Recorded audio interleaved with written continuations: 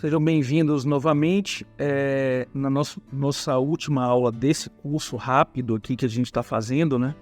A gente explicou um pouco os conceitos da política urbana, lembrando, mais uma vez, né, que os conceitos elementares também estão no primeiro curso do nosso portal, aqui no nosso canal de capacitação. E aqui a gente vai entender quais foram as diretrizes principais levantadas na nota técnica, na síntese das notas técnicas, né? Nas notas técnicas como um todo, que foram os primeiros produtos que originaram a síntese, e na síntese também. A síntese incorporou as notas técnicas, que foram pareceres de consultores técnicos, e integrou a isso a leitura institucional a partir de discussões e entrevistas com as instituições e também a leitura da comunidade a partir de oficinas públicas que foram realizadas. Tá? Então a gente agora vai conhecer essas diretrizes e para dar sequência ao preenchimento então da consulta pública. Muito bem, a partir da aula passada, né, que a gente entendeu o conceito da política urbana, é interessante a gente entender a dimensão de atuação da política urbana, porque as macrodiretrizes que serão apresentadas aqui, elas serão importantes para um dimensionamento em escala estadual. Por quê? A gente tem os Objetivos de Desenvolvimento Sustentável, os ODS, né, que traça ali as metas, indicadores de desenvolvimento global, e cujo o conceito vocês podem ver lá no primeiro curso, né, que são conceitos elementares.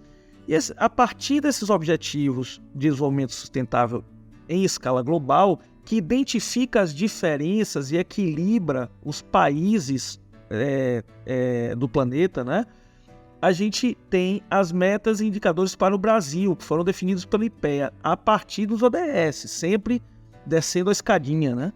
Então, a partir dos ODS, do IPEA elaborou metas e indicadores para o Brasil, que a gente consegue identificar as diferenças entre os estados, ou seja, mensurar a eficácia das políticas públicas, etc., nos estados do Brasil. E a função, portanto, da política urbana do estado é justamente orientar o estado na leitura do desempenho dos municípios, ou seja, a gente vai desagregar ainda mais essa ideia de uma leitura, de uma régua que a gente possa medir os municípios para que possa buscar o equilíbrio entre eles, né? Instrumentos de identificação dessas diferenças para que a gente possa ver como estão se saindo as políticas de investimento dentro das cidades. Bom, aí a gente vai aqui apresentar essas macrodiretrizes, mais uma vez lembrando que nós teremos aqui nesse curso um material que vai complementar mais essa aula, né?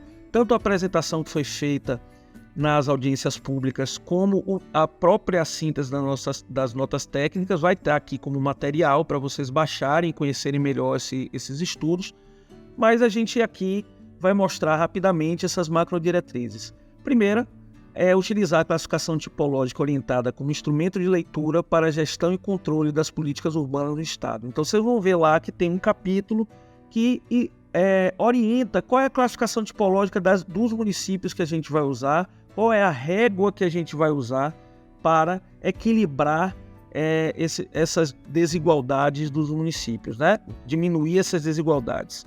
Então, a partir daí, diminuir as assimetrias urbanas pela interpretação dessa classificação, ampliar a base de desenvolvimento social e econômico, alcançando a economia popular, inclusive informal, no planejamento estratégico, ou seja, olhar para o desenvolvimento dos municípios não apenas a partir do PIB, né, de macro indicadores econômicos, mas também um olhar mais capilarizado, né, um olhar que possa enxergar mais essa economia informal, essa economia popular, né?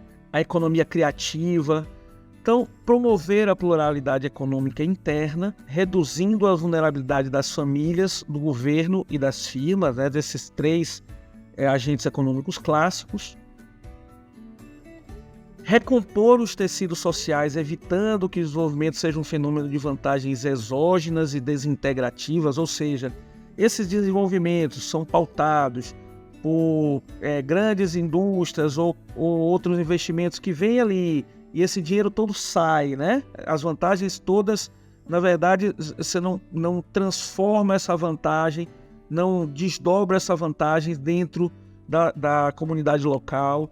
Então, evitar isso, recompondo os tecidos sociais, evitando que esses grandes empreendimentos possam quebrar os tecidos sociais que existem ali dentro dos municípios. Promover o acesso às tecnologias, evitando rupturas culturais e colapsos sociais e econômicos. Ou seja, é importante que todo mundo tenha acesso igual às tecnologias, mas também é importante a educação tecnológica para que o acesso à tecnologia não possa levar a rupturas culturais, a problemas econômicos, né? Às vezes a compra muito facilitada em lojas de internet, etc., podem criar problemas no comércio local. Além disso, crianças com acesso à internet em excesso, né? Pela falta de educação tecnológica. Recompor os tecidos urbanos, promovendo a vitalidade das ruas e dos bairros, ou seja, você ter bairros mais diversos, né? Com habitação no centro, com pequenas lojas, com pequenos comerciantes, com comércios tradicionais, isso é muito importante. Evitar muito o fechamento que está acontecendo com condomínios e loteamentos fechados, que desintegram parte da cidade. Integrar diretrizes de segurança alimentar no processo de revitalização urbana, então trazer essa cadeia do pequeno produtor, de ter uma oferta de alimentos menos processados dentro da cadeia alimentar da cidade, né, dos municípios, destinar bens públicos para a dinamização dos centros, então você ter os bens públicos na localização do centro ali, destinados à habitação de interesse social, mercados populares, à escola, postos de saúde, etc., para dinamizar os centros das cidades, né? Monitorar e controlar ocupações em áreas de vulnerabilidade a eventos climáticos ou riscos geológicos, integrar o desenvolvimento das cidades litorâneas ao manejo sustentável dos ecossistemas marinhos, adotando medidas de adaptação e mitigação dos efeitos do aquecimento global, integrar o desenvolvimento das cidades aos biomas sobre os quais elas se desenvolveram da forma mais harmoniosa possível, integrar o desenvolvimento das cidades à permanência, manutenção e qualidade dos recursos hídricos relacionados às mesmas. Então aqui a gente tem um grupo muito importante, sobretudo para essa questão dos riscos climáticos, né? Então se a gente integra o crescimento da cidade, entendendo o ecossistema sobre o qual a cidade se desenvolve, a gente consegue mitigar os resultados desses eventos que estão cada vez mais assolando as cidades brasileiras e mundiais, né? Reforçar o caráter indispensável do saneamento básico universalizado nas cidades, reforçar a permanência e equidade de vida das comunidades tradicionais na territorialização das políticas urbanas, ou seja, criar zonas de proteção dessas comunidades tradicionais, planejar a mobilidade de forma eficaz e inclusiva, pensar as cidades para as próximas gerações. Então aqui a gente tem uma síntese das macrodiretrizes que elas fundamentam, vão orientar, né, o nosso olhar para a construção da política urbana e também vão orientar o preenchimento da consulta pública, que a gente vai deixar um vídeo complementar aqui como aula para vocês entenderem como preencher e como chegar lá, tá? Se vocês estão assistindo a aula aqui é porque vocês já têm um cadastro realizado, então vai ser mais fácil para vocês chegarem nesse preenchimento da consulta pública.